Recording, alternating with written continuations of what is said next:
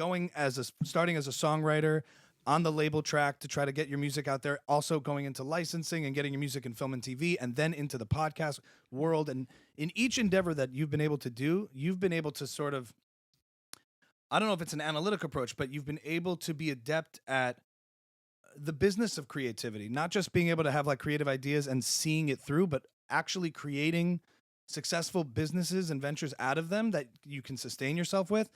And I'm just curious if you could speak to that, because there's all this advice and ideas out there about how to, manifest creative ideas. And like, I understand that process a lot of, how to make something and turn intangible ideas into real things.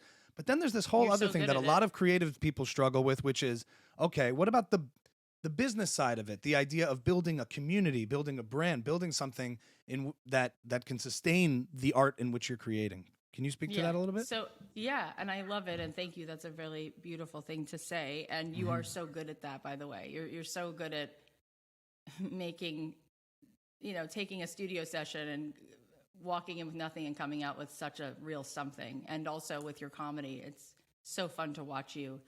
I think you definitely know how to nail that process. My answer to the question that you're going to ask me, well, you just did ask me, is it's sort of the opposite of what people think, right? And it is the answer, and I have all of the sort of evidence that this is the answer, which is that when they zig, I always zag. And what I mean by that is I just kind of know that intimacy is currency. Intimacy is velocity. And Seth Godin, who's my mentor on the business side, I mean, really, he's like a rabbi, but he's a marketing genius. He said that business is radical empathy, right? And so when I started out in music licensing, I would do things that other artists wouldn't do. Like, instead of pitching myself, I just knew, okay, whoever I'm pitching myself to has a job.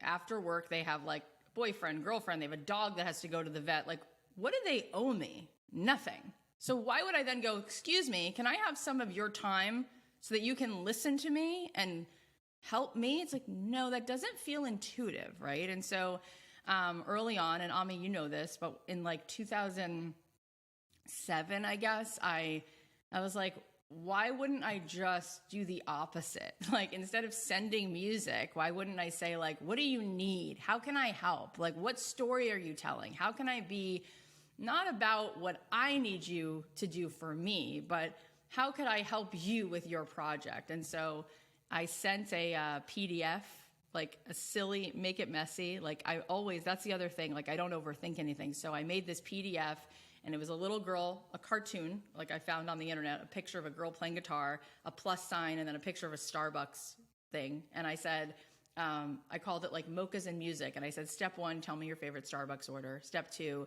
tell me when to drop it off. And step 3, I want to hear about any project you need music for.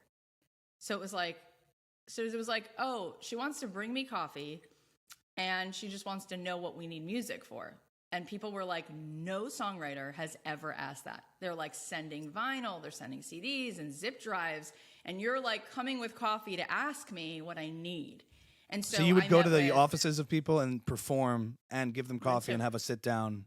And I wouldn't even assume I was going to perform. I would just walk in and meet with Frankie Pine and Kevin Edelman and all these people, Don Soler, and I'd be like literally, genuinely like present, and I meant it. And I didn't come in with like, I need you to like me and I need you to choose my music. It was like, tell me what's up. And then they would say, you're so nice. And we're working on a song about sisters. Can you go write that? And I'm like, done, coming right up. And then Kyler and I would go write a song about sisters, and we'd get it. And then I come to the next meeting and they were like, we're working on a song about, and every other songwriter that I knew was like, you mean you didn't just show them the EP you had worked on for a year? I'm like, why would I work on an EP for a year if I'm a business person?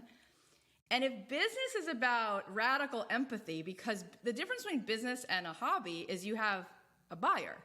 A hobby, you can make any EP you want, so you could go, make your own version of Bjork. You don't need it to be licensed. You just do your own thing, right? But if it's a business, it's for someone else. Someone else needs it, or wants it. So therefore, why wouldn't I begin with what they need and want and take their order? I mean, when Sarah Bareilles was writing Waitress, she wasn't selling out. She was saying, what is the story you're telling? Like, I wasn't an abused girl who then had a baby. That's the story of Waitress, right? But is she still great at what she's doing? Yeah, she's adding her talent to telling their story. And so I remember having lunch with Carrie Brothers at Nate and Al's, and he's like, tell me everything you're doing, you know? And I'm telling him what I'm doing, and he's like, it's just so different. Like, I would never do that. And I'm like, yeah, except the one time you did was for Garden State, because Zach said, here's what I need, and then that's how you got your, he's like, that's true, you're right, you know what I mean? So I built it, when they were zigging, everyone's like, in the studio being, and then what artists would say is like, aren't you selling out? And I'm like, okay, so how is it selling out if I'm using somebody's story? Like, you remember this man named Alan Menken or John Williams? Do you think Alan Menken's like, I want to write part of your world? I woke up, it's like, no, I want to be a part of something bigger than myself. And even when I was at the label, when I was at Interscope, you best believe that Ron Fair was like, okay, I get that these are all your cute, like, trying to be Colby Calais songs. That's not a single. So what you need to write for us is, like, at some point, a business means somebody else needs something. And I think it's about, you know, the David, Michelangelo was commissioned.